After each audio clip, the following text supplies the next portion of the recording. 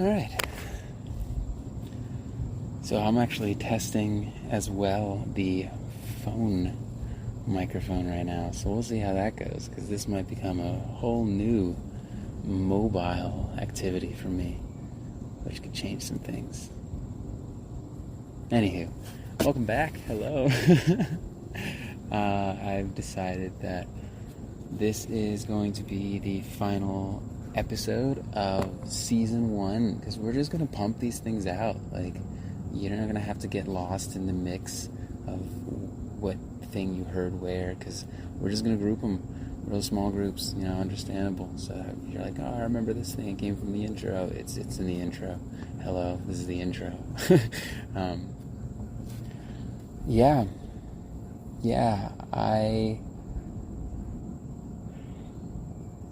I am doing this podcast idea, this sharing myself with you, but at the same time, this request for you to share with me, because I think that it will be fun, and I think that this new fun world is going to be better for everybody. I believe I have created a framework that makes things make sense. Kind of everything makes sense. Whether you're talking about like cool little science experiments in science class, right? Like changing color fire, different elements, or why the clouds form and make rain, or even why the person that you haven't seen for 4 years is suddenly in the same small vacation town as you, and neither of you planned that. All of these things can be explained, and I have a framework to explain it, and I have made a lot of kind of new words, but also reused words. So I've been a little bit shaman-y. I've been a little bit speaking in my own language. And so this is my attempt to try and share what that language is so that you can understand it when I use the words, because the words describe things very well. And it means that problems that we have in our life can be understood and then approached carefully and informed, Like, it's best to approach a machine if you already have the manual to go with the machine. That's why the first iteration of this attempt that I'm making, I called the human manual, or rather I called it your human manual, because I made it into a website. It was a project of mine to show the people, the other, something that comes from me, but it's connected to the other, to you. So it's for you, it's about me too. And I can use it. And I've taken a long time to be able to figure that out, to learn that I need to remember to use these ideas as well. It's not enough to just understand them. You have to do the practices. You have to use the words, describe, understand what's happening, so that you can not spiral yourself into believing something different is happening. So all of this is to say, I use certain phrases a lot, actually, and I'm noticing that. I say rather, I say all this is to say. Like, I'm going to start picking up on my phrases. Either that, or I'm just not going to listen to these things after a recording and just post them. Who's to say? But yeah, we're going to be making sciences, people. I was a science teacher. I was a chemistry and biology high school teacher to start my career. I then shifted to outdoor school, nature school, where I would walk in the woods with kids until one of them said, wow. And then we'd just stop and look at whatever they said wow about. And maybe I know something about it. Maybe the specifics, like, oh, that bird, it flies like this using a physics concept. Or like, oh, like the color of that plant attracts certain insects who then transport its It's seeds to the next one, so it helps it make more. Random little snippets. My dad called them pearls. Giving you pearls here, he would say. I'm giving you pearls here, Ed. So I was just giving a pearl. They said, wow, because now they know something about it. And we would walk through the woods, and I would encourage them to use what we called the 3 I's. I notice, I wonder, and it reminds me of. I notice, a very neutral way to observe something and describe it and point it out to others, because you may have seen that bird flying, but maybe somebody was looking down. And now if you say, I notice a bird flying, now we all get to look up. And you got to practice your social and verbal skills to be able to clearly communicate what it is you noticed in that moment. You just saw a bird. So, hey, I noticed there's a bird. It also allows you to feel the pleasure of actually saying words. And that gets into an understanding of how, or my theory rather, of how we work as organisms. It feels good to say things. It feels good to move your body, to use your body, to express yourself. And then everybody else is kind of now in your world, where you're looking at the bird, and now they're looking at the bird too, and now you guys have an opportunity to do something about it. Maybe you can talk about the bird, maybe you can share a story of a bird. Because the next I notice, I wonder, is the next one. And the third one is, it reminds me of.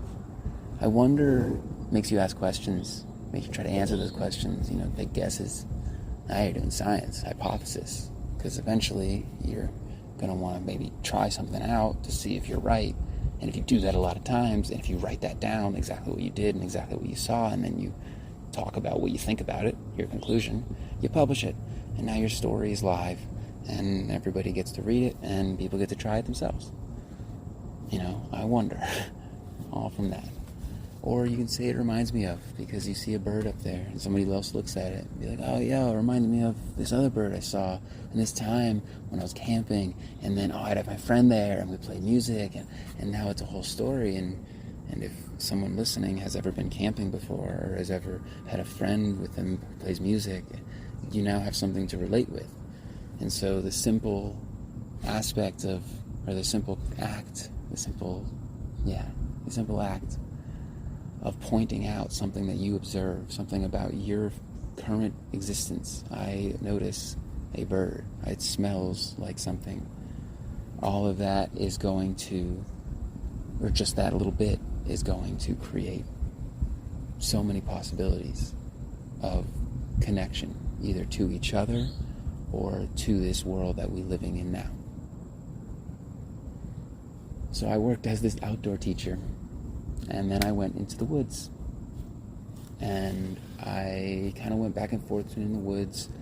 I lived at my parents', ashamedly, because the American culture beliefs says that if you are older than 18, if you are older than 21, if you've been through school, then to live with your parents is seen as shameful and like you did not accomplish, whether it's the kid did not accomplish or the parent did not set their kid up. And in other cultures, that's kind of crazy. That's kind of insane. You go to India and people are like, yeah, I live with my parents. I'm almost 30. It's totally fine. My wife lives there too. It's totally fine. That's how it works. So one world has a crazy that another world is seeing as normal. And one world sees normal as the other world's crazy. Nobody's really right. Nobody's really wrong. As long as we can follow peace, love, and freedom, that's our goals. That's what I call the hippie mindset. Peace, love, and freedom. Then I think we can make an amazing place out here. We can learn to describe how we're feeling in this moment. We can understand and use words to describe why we're feeling this way in this moment. We can then use our words to describe to other people how we are feeling, and perhaps even telling them why, so that they have a chance to understand and connect with us, to know, you're in this moment, okay, I've been in a moment similar to that, maybe is a possible connection. So with that, I am going to be making 4 new sciences. The first one is what I call brains theory. I was young. I was not confident enough to say that this is a science itself. It is a theory. I'm still working in the context of biology and psychology and I guess I already said that, evolutionary biology. A bit of chemistry, not so much. And computer science. That's the other one that I'm working with. So the combination of computer science meets biology and psychology make brains theory. And brains theory talks about us as an organism. We live here in this physical world, and we're in a human. And that has certain rules kind of embedded into it.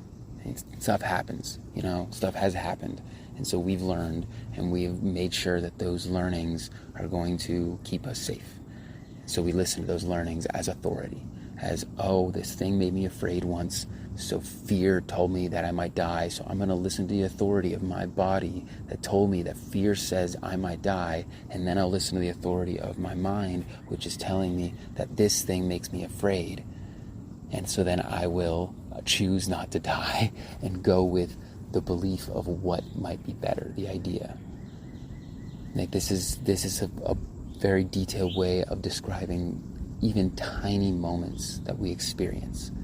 So these sciences are about the experience. We live here in the physical world in an organism that describes brains theory, the body and the mind. We also are affected by physical phenomena, which are waves of light specifically.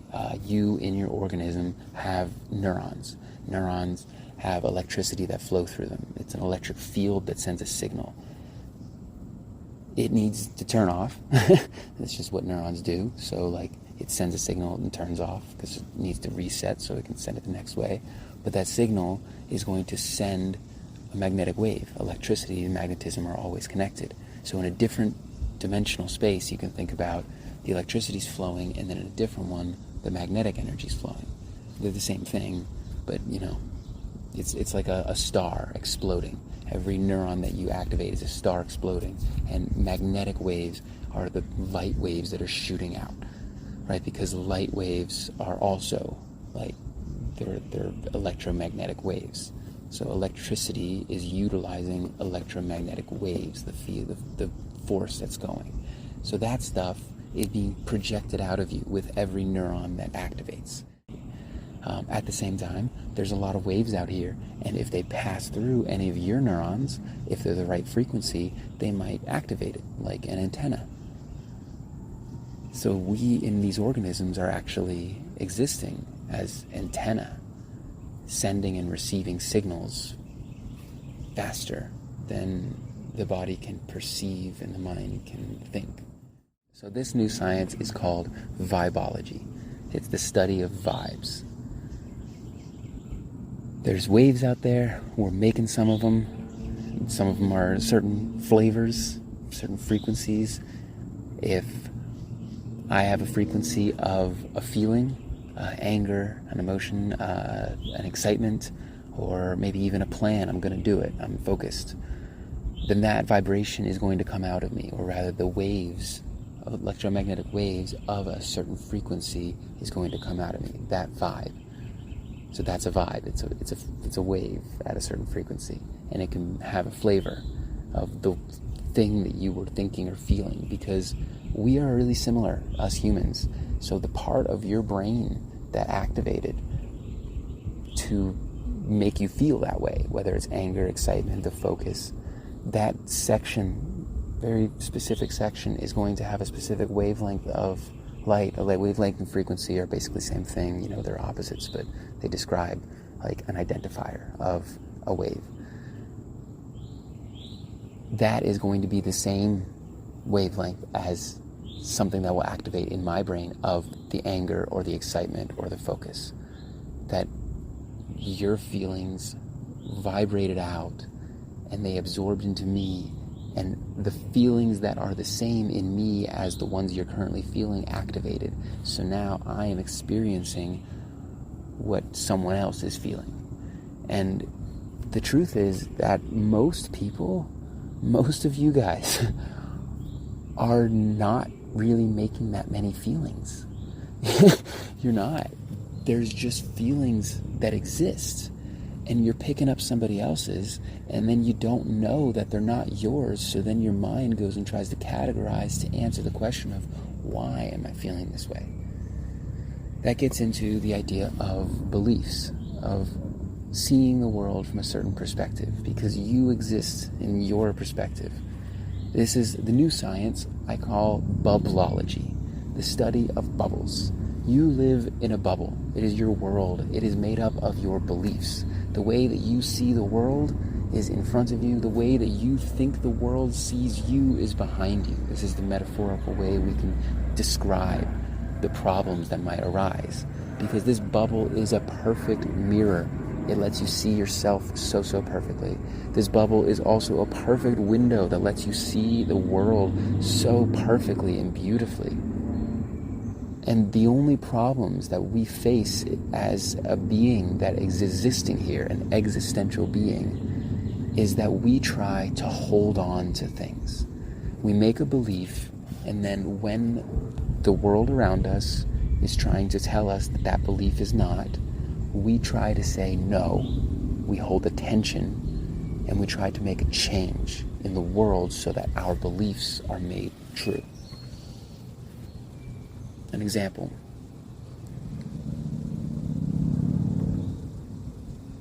If I think that there are no people that dress a certain way, that doesn't exist. People wear these clothes, they don't wear something else.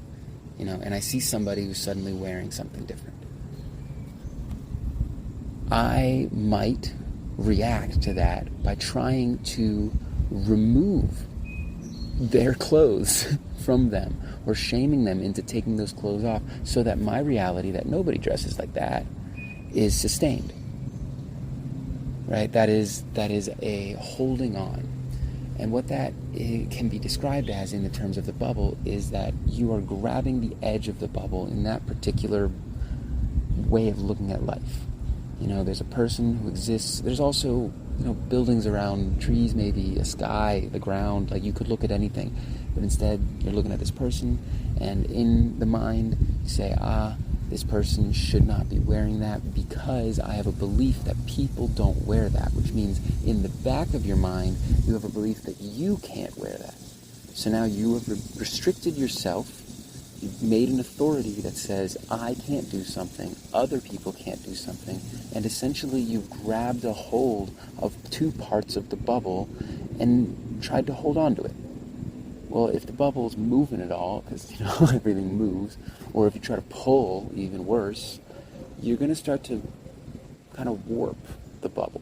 And if you've ever been inside of a mirror, a funhouse mirror house, the warped mirrors, the warped windows, they make the world look warped and different and ugly and gross and terrifying sometimes.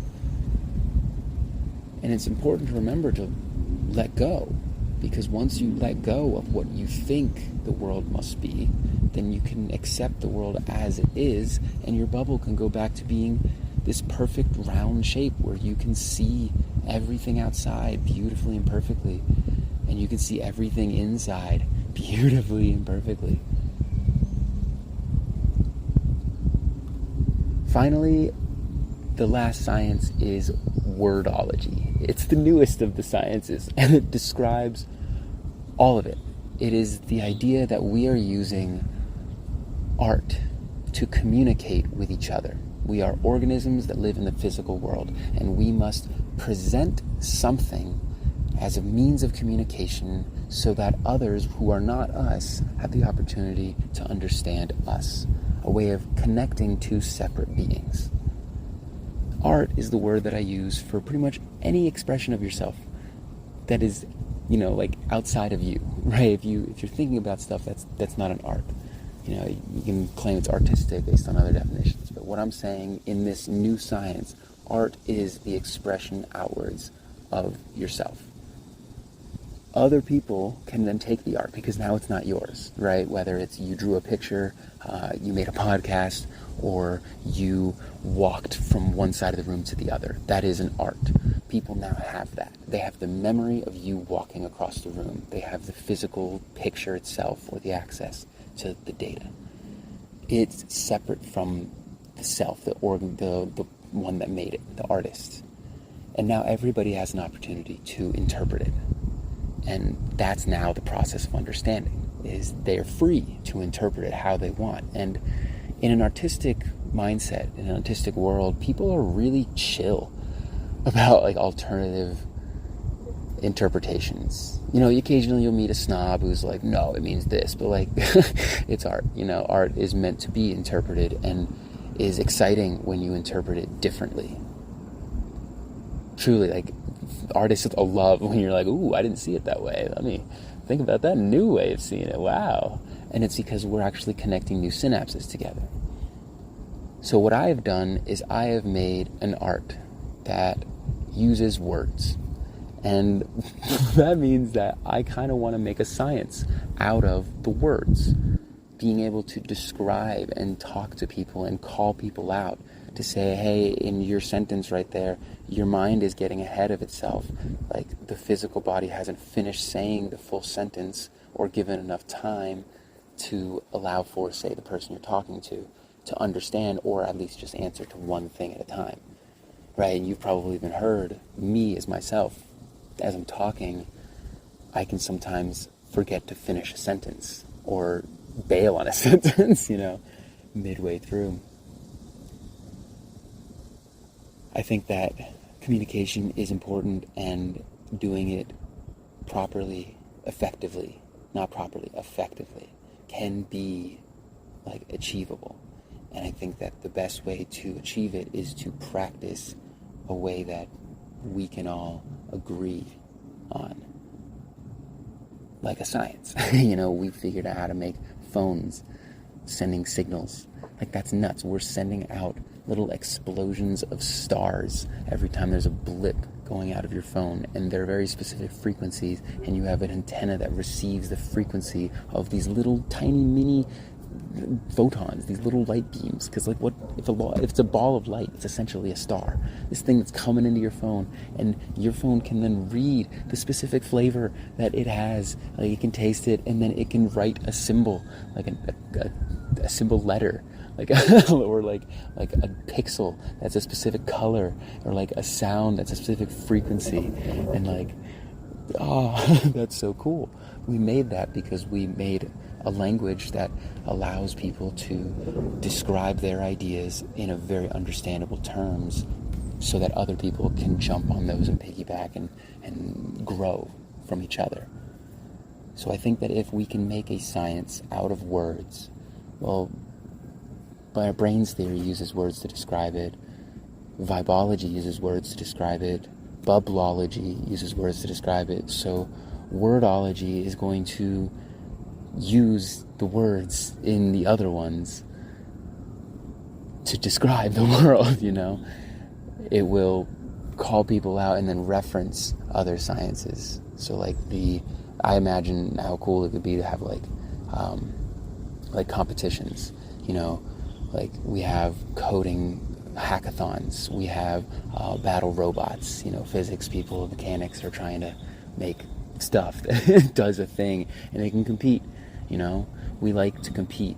That's a biological part of us as humans. So understanding that we like to compete can then maybe give rise to a new sport, a conversation sport that allows people to have really good points, try to figure out their points and communicate well. Because you guys, you can even hear it right now, we are terrified of silence. I talk, I fill all of the space, and my brain works fast enough to make a string of words. And a lot of times they make sense. Not all, but a decent amount, I think. Who's to say? That's up to y'all. To me, they do. But taking the pause is difficult because a lot of us grew up with people who maybe would not give up the silence, maybe out of their own fear of what would happen in the silence. And that goes back generations and generations. we don't have to be stuck in the way that we have been. If we can understand how this world is now, then we can choose how we want to be in it. So a silence can become pleasant.